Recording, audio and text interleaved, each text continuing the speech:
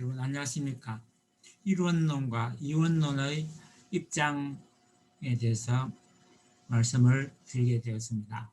이원론은 모든 것이 충돌 없이 평화롭게 지내기 위해서는 서로 조화를 이루기 위한 일정한 하나의 법칙의 지배를 받아야 한다는 것이고, 이원론은 존재하는 모든 것이 이중 속성을 지닌 것처럼 두 존재가 만나야 창조가 시작된다는 그런 입장입니다. 이원론은 그러면 한정되어 있고 다원론은 따로인가? 아니라는 것입니다. 이원론은 다원론의 하나의 출발이고 같은 맥락에서 다뤄야 할 것입니다. 원인이 두 개라는 것은 세 개나 그 이상 많을 수도 있다는 것을 의미하기 때문입니다. 사실 원인이 하나이든 둘이든 그것보다 더 중요한 것은 서로 불협화음을 일으키지 않고 서로 조화될 수 있느냐 하는 것이 문제입니다.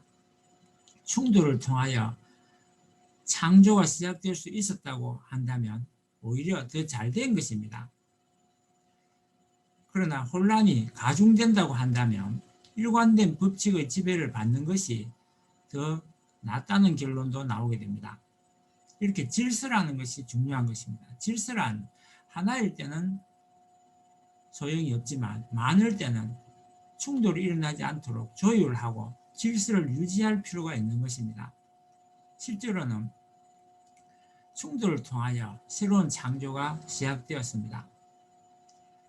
전기, 전자, 전파 이런 것들을 다루는 세계에서는 바로 음극과 양극의 충돌은 필연적인 것입니다. 종적인 질서는 하나일 때는 좋지만 행적일 때는 많아도 상관이 없습니다. 행성의 입장에서 본다면 항성이 두 개면 어느 것을 중심하고 회전을 해야 할지 혼란을 겪을 수 있습니다. 그러나 우주에는 두 개 이상의 항성이 서로 회전하는 경우도 많이 발견할 수 있습니다. 이에 대해서는 따로 또 말씀을 드리겠습니다. 이원론이나 다원론도 질서나 조화가 가능한가 하는 것이 문제인 것입니다. 실제 우주가 이원론인지 다원론인지 현재로서는 알 수가 없습니다.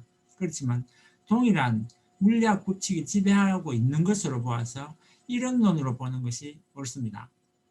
원래 다원론이었던 것이 이론론으로 통일되었을 가능성도 배제할 수 없고, 또 지금은 통일론, 이론론이지만 앞으로 다원론으로 바뀌게 될지도 알 수 없습니다. 현재 우리의 세계가 다원론이든 이론론이든 실제로 두 줄기가 서로 충돌하여 혼란을 일으킬 가능성은 아주 낮아 보입니다. 결과적으로 볼 때 종적인 질서는 이론론이고 행적 질서는 다원론으로 흐를 가능성이 가장 높습니다. 예를 들면 항성과 항성이 충돌할 때 처음에는 혼란이 일어나겠지만 결국은 어느 것 하나가 중심축이 되고 나머지는 횡성으로 서열이 정해지면서 안정되기 쉽다는 것입니다. 물론 우주에는 끝까지 상승으로 남는 경우도 허다합니다. 그런 항성조차도 상승의 중간 지점을 중심하고 나머지 행성들이 나열되어 안정하게 공전을 하게 되는 것입니다. 중력의 법칙으로 본 다원론을 살펴보도록 하겠습니다. 지금까지 중력에 대해서 잘못 알고 있었던 것은 행성이 항성의 주위를 공전하는 것으로 알고 있었습니다. 태양은 가만히 있고 지구가 태양 주위를 도는 것으로 잘못 알고 있었던 것입니다. 그러나 중력 법칙으로 보면 크든 작든 두 물체가 서로 만나서 중력이 생기면 그 중력은 반드시 두 물체의 무게 중심을 축으로 서로 마주보고 회전한다는 것입니다.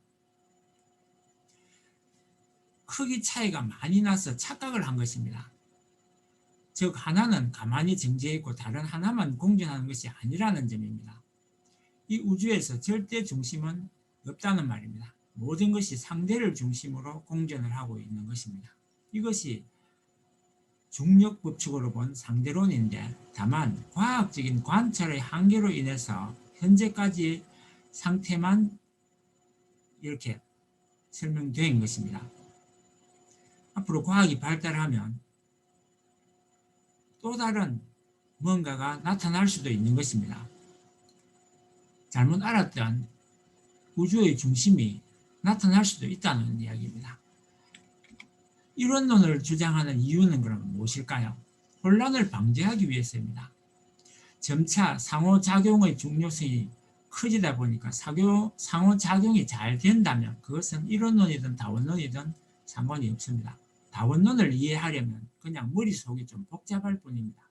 지금까지는 선악과 같이 이분법적 분류에 너무 습관이 되어 있었기 때문에 그렇다는 것입니다.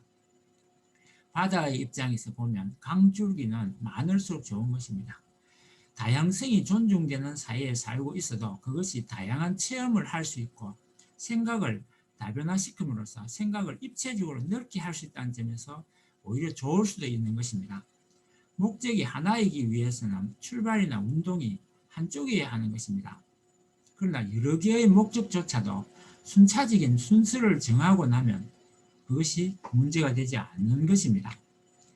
다중적인 사고 훈련에 있어서도 옛날에는 이중인격을 아주 나쁘게 생각했습니다.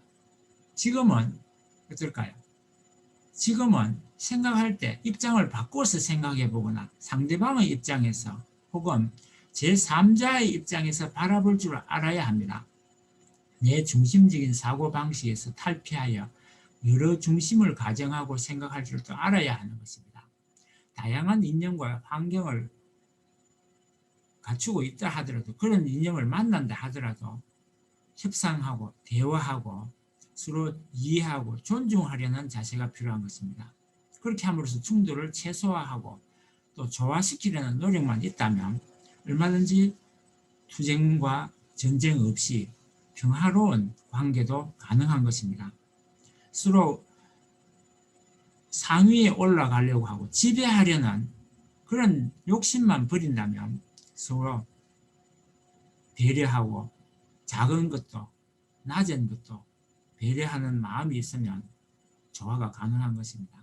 식탁 위의 반찬은 많을수록 좋지만 그 많은 반찬을 준비하기 위한 요리사의 고충도 생각해 봐야 되고 또 설거지하는 사람도 그만큼 힘든다는 것도 생각해야 됩니다. 사람도 마찬가지로 의견이 많을수록 불협화음이 나올 가능성이 그만큼 높아지고 조율하기도 힘들겠지만 그 의견이 모아졌을 때 그 힘은 훨씬 강력해질 수 있다는 것을 장점으로 살릴 수 있다는 것을 알아야 할 것입니다.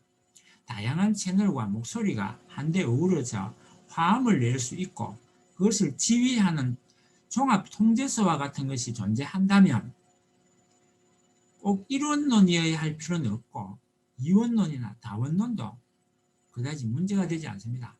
인간은 앞으로 점점 과학이 발달하고 또 지능지수가 발달함으로써 스스로가 악기였던 것이 이제 연주자로 바뀌고 있습니다. 나아가서 앞으로는 작곡뿐만 아니고 작사라든지 지휘자의 역할까지 도맡아야 할지도 모릅니다. 그런 것을 종합통제소에서는 바라고 있는지도 모릅니다. 이상 저의 이론론과 이원론에 대한 내용을 말씀드렸습니다. 감사합니다.